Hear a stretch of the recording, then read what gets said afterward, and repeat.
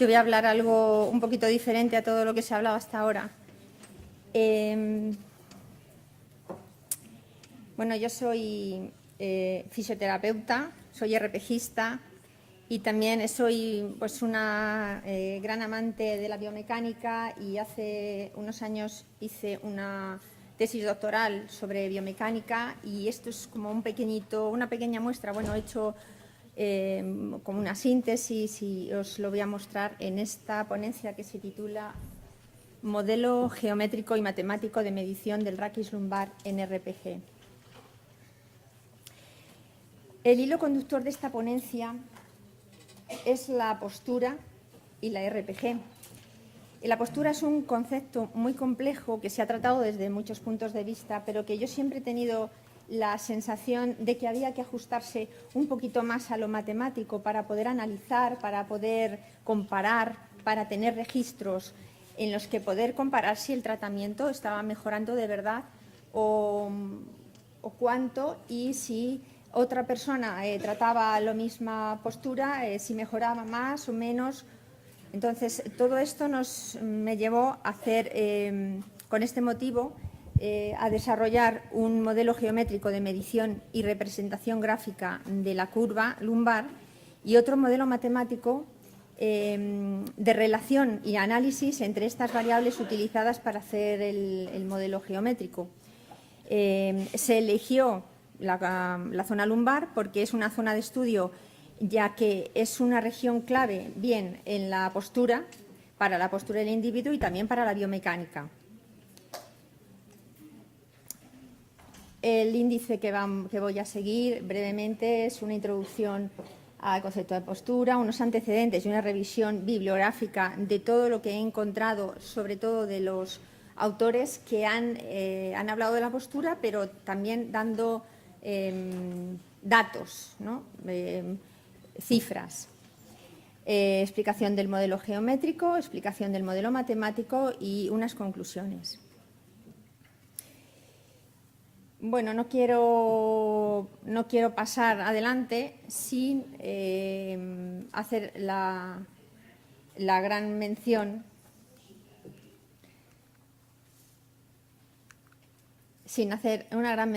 a nuestro querido maestro Philippe Suchard y a su método de reeducación postural global, porque él ha sido, pues, para mí, pues, como la llave que me ha abierto, pues, un universo a la postura, y le doy las gracias sobre todo por toda una vida de dedicación hacia el método. Hablando un poquito de la postura,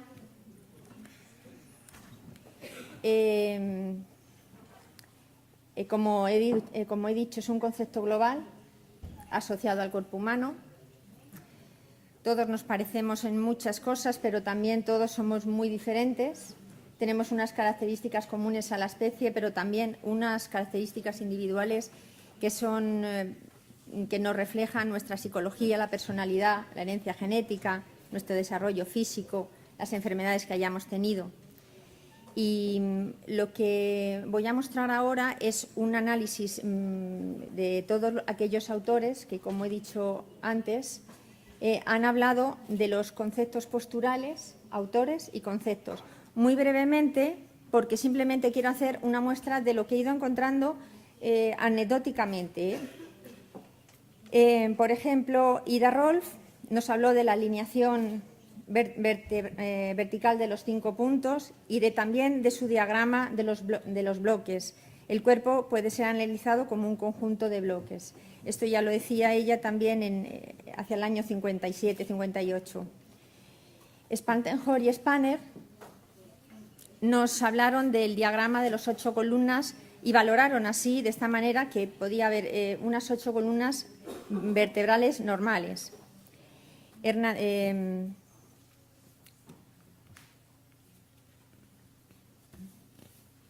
Perdón, es que no sé, así. Santonja hizo un esquema de las distintas disposiciones de la columna vertebral, y el alemán Bames valoró en su libro El desnudo, perdón, es que lo tengo aquí, eso es. Bames elaboró en su libro El humano desnudo, valoró la postura según variaba el ángulo entre la cresta ilíaca y el fémur. Tiemann, es una curiosidad porque también muchos años antes nos había descrito unas posturas patológicas por la anteversión y la retroversión del raquis, de la pelvis. No puedo pasar por alto los cuadernos de biomecánica postural, de biomecánica de Capanghi. Y también Capanghi nos trajo a muchos autores que él fue recopilando para sus cuadernos, como por ejemplo Adelmas y su índice raquídeo. Más actuales son la biomecánica de las charneras dorsolumbares y lumbosacras de Dufour. Sobre el año 1961, de Sece enseñaba a sus alumnos ya a cómo interpretar una radiografía vertebral y describió, como él llamó, las medidas cifradas de la hiperlordosis. Hernández Corvo nos mostró su resorte, habló del resorte bípedo vertebral y nombraba desde la novena dorsal. Perdriolle, con su regla y su torsiometría, y me he permitido traer todas estas mediciones sobre unas imágenes propias del sistema de medida con AutoCAD que nosotros hacemos, donde se pueden ver pues, los ángulos de Cobb, las rotaciones vertebrales de Perdriolle, la relación de la flecha de Suchard, la horizontalización de la vértebra, todas aquellas medidas que nosotros hemos podido captar que no son válidas para hacer el estudio de la columna y de la postura, las podemos plasmar ahí. Aquí tengo una anécdota con la torsiometría de Perdriolle, que una vez, no sé si se acuerda Philippe, me dijo: solamente hay 2 personas en el mundo que utilicen la regla de Perdriolle y somos tú y yo, me dijo, somos tú y yo. Bueno, pues sí la usamos y la ponemos siempre en nuestros estudios.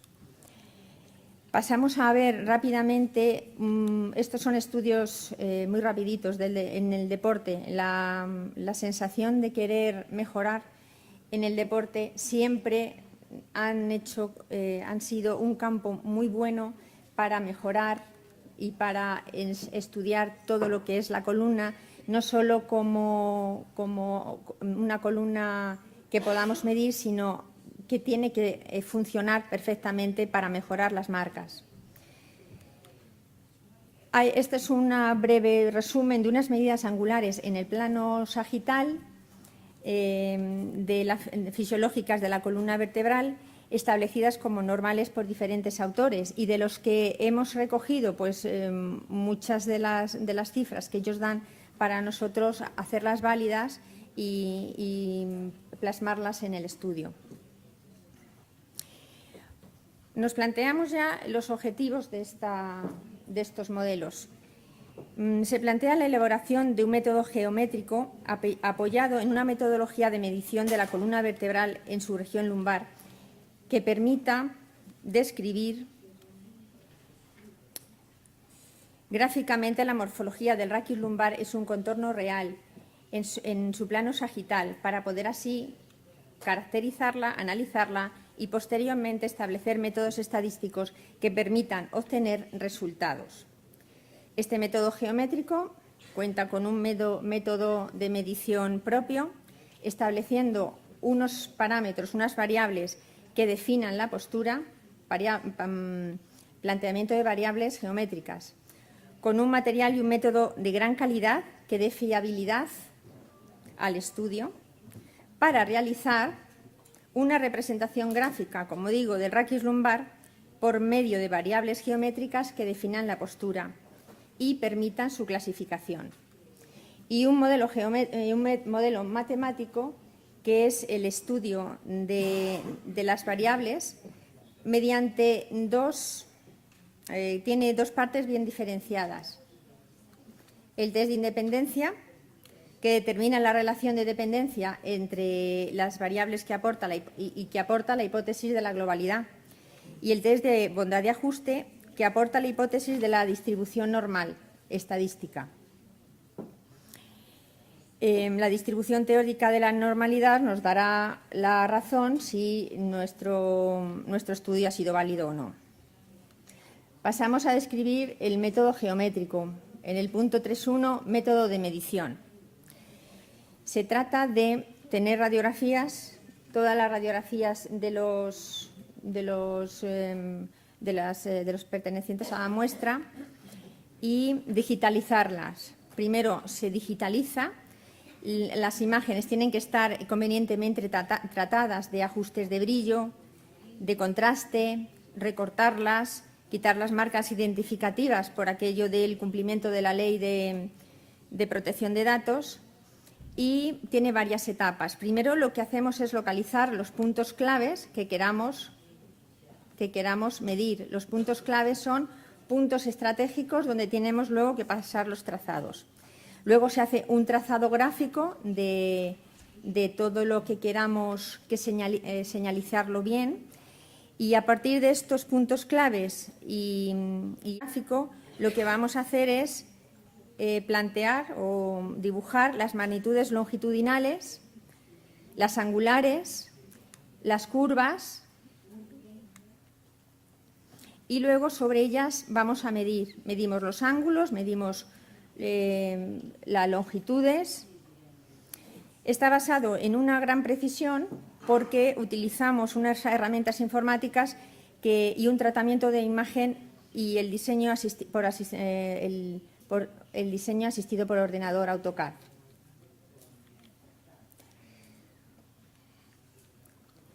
Después que tenemos todos estos datos, la localización de todos los ángulos los hemos medido, los ponemos en unas tablas para tener toda la secuencia de la muestra que tenemos.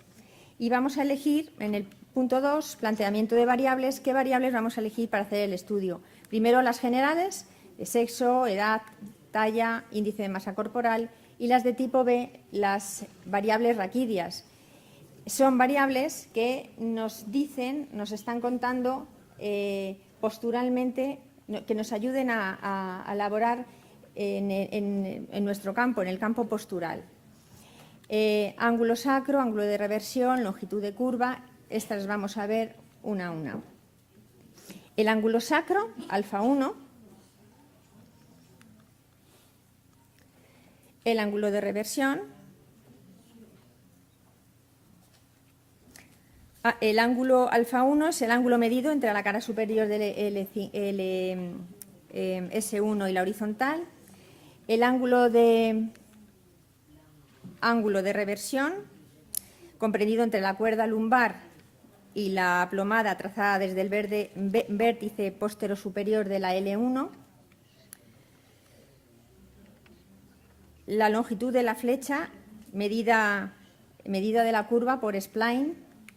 Esta curva no es un trocito de circunferencia ni son sumas de rectas, sino que está pasada por puntos conocidos muy concretos por donde tiene que pasar la curva. Es una curva flexible, se llama así spline. Medimos la flecha, que es la distancia de la cuerda a la curva, y la altura de la lordosis, que es la tangente a la curva trazada. Si corresponde a L3, tendremos la altura en L3, y si corresponde a L4, será L4. También algún detalle anatómico, como si hay o no cuña en L5.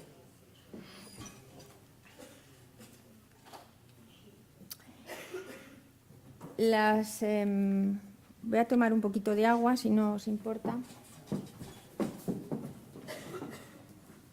El material y el método.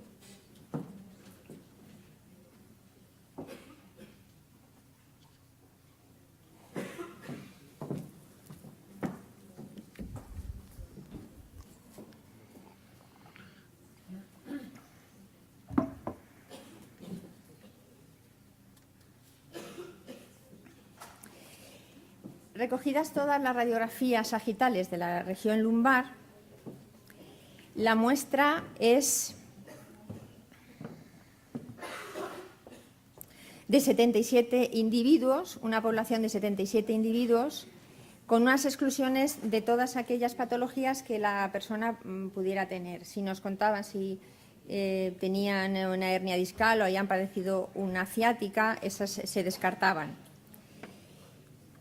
El lugar se realizó en el Centro de Medicina del Deporte del Consejo Superior de Deportes de Madrid, en el Centro de Alto Rendimiento, en la unidad de imagen y dinámica postural. Allí cuentan con equipos de rayos X, escáneres digitalizados para hacer las radiografías, un procesador que produce imágenes latentes CR, un software de gestión y tratamiento de imágenes, el CARStream, una base de datos de todas estas personas que han ido pasando y tanto la muestra como el lugar, el protocolo de realización y el manejo de imágenes garantizan la fiabilidad del estudio realizado, porque siempre han sido realizadas por el mismo profesional, con las mismas indicaciones y los mismos aparatos. Una vez que tenemos todos los datos y una vez que tenemos ya las muestras, vamos a clasificar, a caracterizar la columna lumbar por tres criterios. El criterio de inclinación anterior o posterior de la curva lumbar por la variable ángulo de reversión, el criterio de altura de lordosis por la variable altura de la lordosis lumbar y el criterio de horizontalidad del sacro por la variable ángulo sacro. La inclinación anterior o posterior de la curva lumbar, como ya hemos dicho,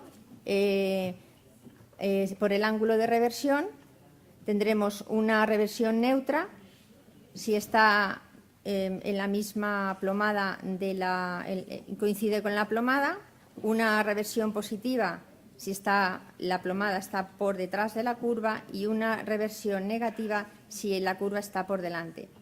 Por el criterio de altura de la lordosis, si la máxima flecha está en L3, será altura de la lordosis 3 o altura de la lordosis en 4 si se encuentra en la L4. Y el último criterio lo podemos clasificar por ángulo sacro. Si el ángulo sacro es mayor de 30, será un sacro horizontal, y si es menor de 30, será un sacro vertical. Pasamos al método matemático.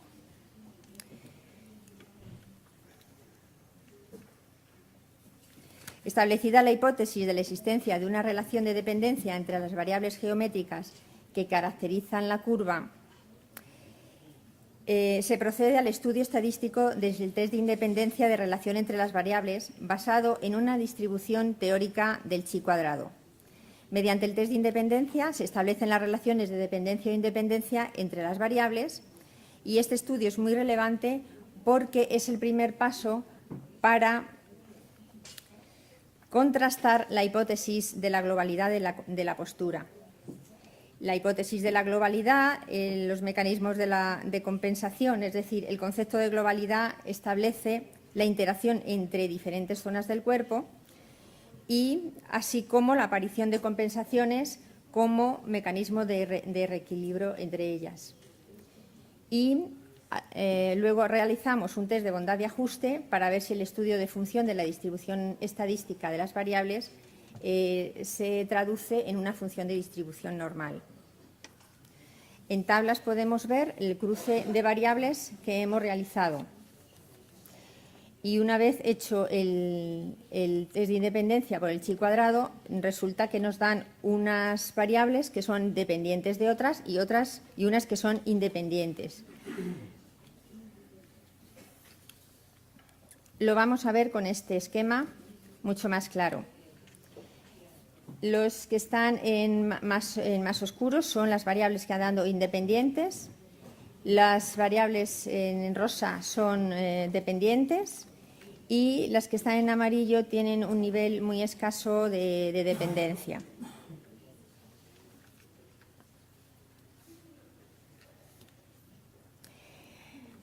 Los que son claramente dependientes, en este caso son el ángulo sacro junto con el ángulo de reversión y la flecha nos dan altamente dependientes. Ángulo sacro, ángulo de reversión y la flecha son dependientes del ángulo sacro. Estas conclusiones los vamos a decir un poquito más claras con esta diapositiva. Las variables que nos han dado claramente dependientes son el ángulo sacro, ángulo de reversión, ángulo sacro, ángulo de reversión, ángulo sacro, longitud de la curva y ángulo sacro, la flecha. Los cambios de valor del ángulo sacro van a influir tanto en la reversión como en la longitud de la flecha, o sea, con la longitud de la curva y la flecha. Es decir, las modificaciones realizadas en este ángulo mediante tratamientos posturales como la RPG influyen para modificar los valores de otras variables. Esto ya lo sabíamos, lo intuíamos, pero ahora lo tenemos en cifras. Lo tenemos ya valorado y cuantificado. Las variables que han dado dependientes, también, otras variables son el ángulo de reversión, que influye también en la flecha y en la longitud de la curva. Y la curiosidad que también sabíamos es que el índice de masa corporal es dependiente de la edad y del sexo.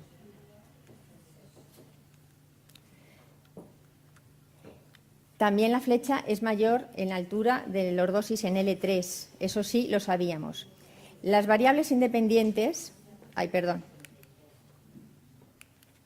las variables que han dado independientes es la variable ángulo sacro, ángulo de reversión, ángulo de la curva y flecha han resultado ser independientes del sexo.